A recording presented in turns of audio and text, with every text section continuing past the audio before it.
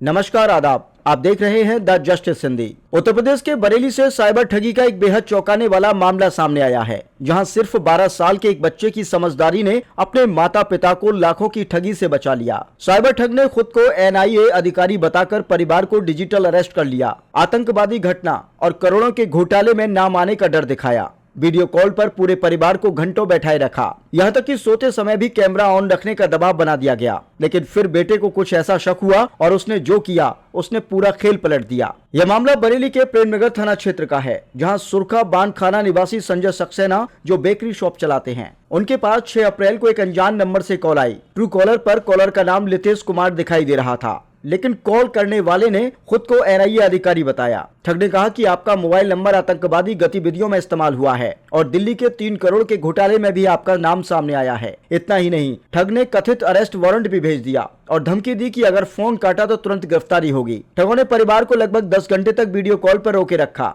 घर से बाहर जाने की मनाही, कैमरा लगातार ऑन रखने का दबाव, खाना भी वीडियो कॉल पर सामने खाकर दिखाने को कहा, रात में सोते समय भी कैमरा ऑन रखने का आदेश। ठगों ने परिवार से बैंक खातों की जानकारी भी ले ली थी, जिनमें लगभग 6 लाख रुपए मौजूद थे। परिवार का 12 वर्षीय बेटा तन्मय सक्सेना, जो 8वीं कक्षा का छात्र है, उसे ठगों की हरकतें संदिग्ध लगी। तन्मय ने अपने पिता से कहा कि ये लोग फ्रॉड है, साइबर हेल्पलाइन पर कॉल करिए, लेकिन माता पिता डर के कारण कॉल करने की हिम्मत नहीं जुटा पाए। रात करीब 12 बजे जब सभी ठगों की निगरानी में थे, तभी तन्मय ने चुपके से अपने पिता का मोबाइल उठाया और एयरप्लेन मोड पर ऑन कर दिया। बस यहीं से साइबर ठगों का कनेक्शन टूट गया और परिवार उनके डिजिटल अरेस्ट से बाहर निकल आया। अगले दिन परिवार प्रेमनगर थाने पहुंचा और पुलिस को पूरी जानकारी दी। पुलिस ने संदिग्ध नंबर ब्लॉक कराया, साइबर ठगों के खिलाफ FIR दर्ज की, बैंक खातों को सुरक्षा के लिए फ्रीज करा दिया गया। पुलिस अधिकारियों का कहना है कि आरोपियों की पहचान जल्द कर गिरफ्तारी की जाएगी। यह घटना एक बार फिर साबित करती है कि कोई भी सरकारी एजेंसी फोन या वीडियो कॉल पर डिजिटल अरेस्ट नहीं करती है। अगर कोई व्यक्ति खुद को CBI, NIA, ED पुलिस अधिकारी बताए, वीडियो कॉल पर पूछताछ करे, अरेस्ट वारंट व्हाट्सएप पर भेजे, पैसे ट्रांसफर करने या अकाउंट डिटेल मांगे, तो समझ जाएं वह साइबर ठग है। बरेली के 12 साल के तन्मय ने जो समझदारी दिखाई, वह न सिर्फ अपने परिवार के लिए ढाल बना, बल्कि पूरे समाज के लिए एक सीख भी है। डरिए मत, समझदारी दिखाइए, क्योंकि साइबर ठग दिमाग से हारते हैं, ताकत से नहीं। इस पूरे मामले पर SP सिटी मानुष पारिक ने बताया कि संजय, उनकी पत्नी और उनका बेटा थाना प्रेमनगर पर आए थे और उन्होंने वहां पर बताया कि उनके साथ में डिजिटल अरेस्ट की घटना हुई और इनको 10 घंटे तक डिजिटल अरेस्ट करके रखा हुआ था। इन्होंने काफी सारी डिटेल्स उन लोगों के साथ में शेयर कर दी थी, परंतु इनका जो बच्चा है वह भी 8th क्लास में बस पढ़ता है। उसकी सूझबूझ से ये दंपति डिजिटल अरेस्ट होने से बचे हैं। आइए सुनते हैं इस पूरे मामले पर क्या बोले SP सिटी मानुष पारिक। थाना प्रेमनगर में स्थित बांधखाना सुरखा, यहाँ पे एक व्यक्ति रहते हैं जिनका नाम संजय सक्सेना है। वे और उनकी पत्नी और उनका बच्चा, ये तीनों थाना प्रेमनगर में आए थे और थाना प्रेमनगर में आके इन्होंने बताया कि इनके साथ में डिजिटल अरेस्ट की घटना हुई।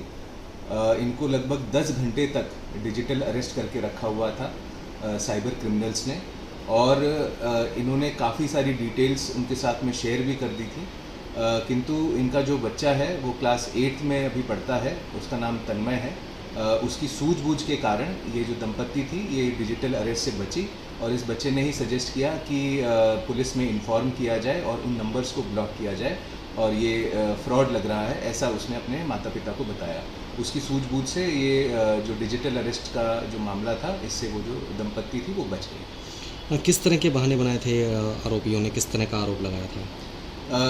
इसमें जो ये दंपत्ति है, इनकी तरफ से एक तहरीर प्राप्त हुई है, उसमें सारी डिटेल्स हैं। उसके आधार पर FIR पंजीकृत की गई है IT एक्ट के अंतर्गत। और किस तरीके से इनको फंसाया गया, एक अननोन नंबर से कॉल इनके पास में आया जिसके अंदर इनको ये डराया गया कि इनका नाम किसी टेररिस्ट एक्ट के अंदर है और कुछ ऐसे ट्रांजैक्शंस हैं जिनके ऊपर इनसे क्वेश्चंस किए गए थे और वो सारी चीज़ें फर्जी थी और ये काफ़ी ज़्यादा डर गए थे। और इनको कहा गया कि आप अपनी सारी डिटेल्स, जो प्रॉपर्टी डिटेल्स हैं, जो बैंक अकाउंट की डिटेल्स हैं, आधार कार्ड की डिटेल्स हैं, ये सारी डिटेल्स आप शेयर कीजिए।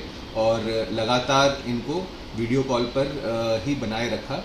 तो 10 घंटे लगभग ये लोग डिजिटल अरेस्ट रहे थे और उसमें जो इनका बच्चा था उसकी सूझबूझ के कारण ये दंपत्ति बच गए।